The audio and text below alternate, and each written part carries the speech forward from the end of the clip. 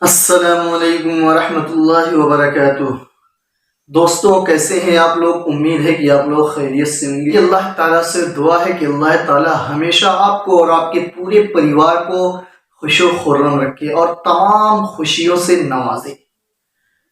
میں افسان احمد آج میں ایک بار پھر اپنے اور ہم سب کے چہیتے اور پوری امت مسلمہ کے چہیتے جو بنتے جا رہے ہیں، جنہیں ہم شہاب چتر کرلا والے کے نام سے جانتے ہیں، ان کے بارے میں ان کی کرنٹ لوکیشن کو لے کر، ان کی لائیو اپڈیٹ خبروں کو لے کر آپ لوگوں کے سامنے آیا ہوں، حاضر ہوا ہوں۔ تو چلیے جان لیتے ہیں اپنے بھائی شہاب بھائی کے لائیو لوکیشن اور ان کے کرنٹ لوکیشن کے بارے میں، جو بالکل سچی اور پکی رہتی ہے، اس میں کوئی شک و شبہات کی گنجائش نہیں رہتی ہے۔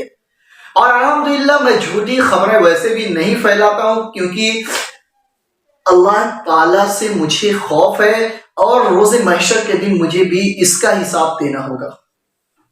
کیونکہ ہر چیز کا حساب ہوگا، چاہے وہ آپ کسی کے سامنے جھوٹ بولے یا موبائل کے ذریعے بولے، تو گویا کہ آپ لوگوں کے سامنے یہ بھی جھوٹ بول رہے ہیں۔ لیکن آج میں دیکھ رہا ہوں اکثر چینل والے شہاب بھائی کو لے کر دھڑلے سے جھوٹ بول رہے ہیں کہ وہ پاکستان کراس کر چکے ہیں، لاہور راولپنڈی پہنچ چکے ہیں۔ ایسی غلط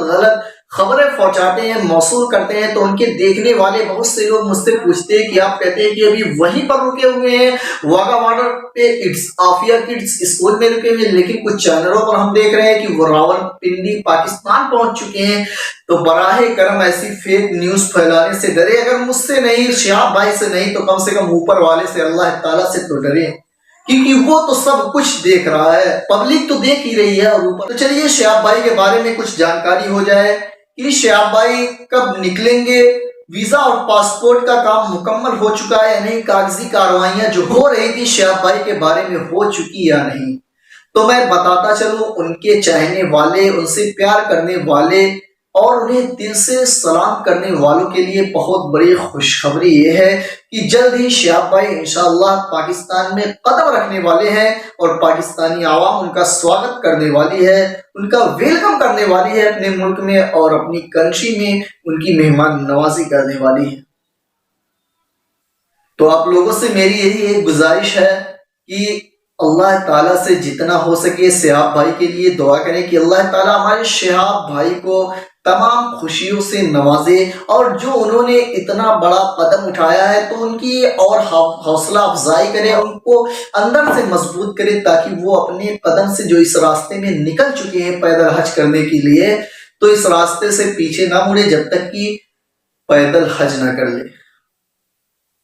تو ان کا کرنٹ لوکیشن یہی ہے کہ وہ ابھی وہیں پر موجود ہے، عافیہ کڈس اسکول میں موجود ہے، لیکن جلد ہی انشاءاللہ عافیہ کڈس اسکول سے نکل کر پاکستان کی طرف کوچ کرنے والے ہیں۔ یہ بالکل پکی اور سچی خبر ہے،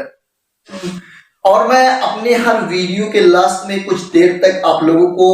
دین کی دعوت دینے کی کوشش کرتا ہوں، نماز کی تلقین کرنے کی کوشش کرتا ہوں کہ تمام لوگ نماز پڑھیں۔ اللہ تعالیٰ ہمیں اور آپ کو نماز پڑھنے کی توفیق عطا فرمائے، کیونکہ نماز تمام عبادتوں میں سب سے افضل عبادت ہے۔ لیکن آج کل ہم لوگوں کو نماز کی اہمیت تھوڑی بھی نہیں رہی۔ تمام عبادتیں جو فرض ہوئی ہیں ہم لوگوں پر، وہ تمام کی تمام اسی دنیا میں کسی کے واسطے سے فرض ہوئی ہیں، لیکن جب نماز کی پاری آئی تو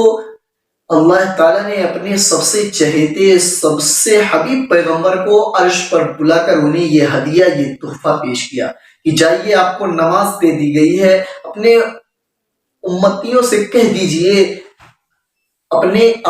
آپ اپنے چاہنے والوں سے کہہ دیجئے، اپنے ساتھیوں سے کہہ دیجئے کہ آپ کو اللہ تعالیٰ سے بات کرنے کا ایک فارمولہ، ایک ذریعہ مل چکا ہے، جس کے ذریعے آپ ہم سے بات کر سکتے ہیں۔ تو جب صحابہ کرام رضی اللہ تعالیٰ عنہ نے یہ سنا تو شیشے پاگل ہو گئے، جسے کہتے ہیں۔ تو صحابہ کا ایمان جو ہے ہم سے کئی کروڑ بدرجے اولا اور بہتر تھا، کیونکہ اگر ہم کتنے بھی ولی اور بزرگ ہو جائیں، لیکن صحابہ کی جوتیوں کے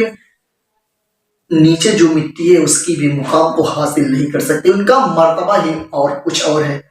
اور جو کچھ لوگ صحابہ کرام کو گالیاں دیتے ہیں، ایسا کہتے ہیں ویسا کہتے ہیں، وہ براہ کرم اس سے بچیں، کیونکہ صحابہ کرام کے آگے رضوان اللہ علیہم اجمعین کا ٹائٹل لگا ہے کہ اللہ تعالیٰ ان سے راضی ہے۔ اللہ تعالیٰ نے خود قرآن میں کہا ہے کہ میں اپنے صحابہ کرام سے راضی ہوں۔ تو جب آپ صلی اللہ علیہ وسلم وہاں پر گئے، آپ کو معراج میں بلایا گیا، تو جب نماز کا تحفہ دیا گیا تو 50 وقت کی نمازیں ہم پر فرض ہوئی۔ وہ نیچے آئے تو حضرت موسیٰ علیہ السلام سے ملاقات ہوئی۔ موسیٰ علیہ السلام نے کہا جائیے اپنے پروردگار سے کہہ دیجئے کہ اور کم کر دیں، کیونکہ آپ کی امت اتنا نہیں پڑھ سکتی، کیونکہ میں اپنی امت کو دیکھ چکا ہوں۔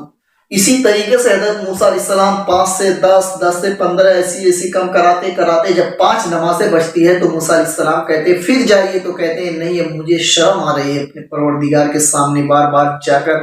کم کرنے کی سفارش کرنے سے۔ تو یہی 5 نمازیں لے کر ہمارے پاس آتی ہیں۔ 5 نمازوں کے پڑھنے میں ہمیں 24 گھنٹے میں صرف 1 گھنٹہ نکالنا ہے، 5 نمازیں الحمدللہ ہو جائیں گی۔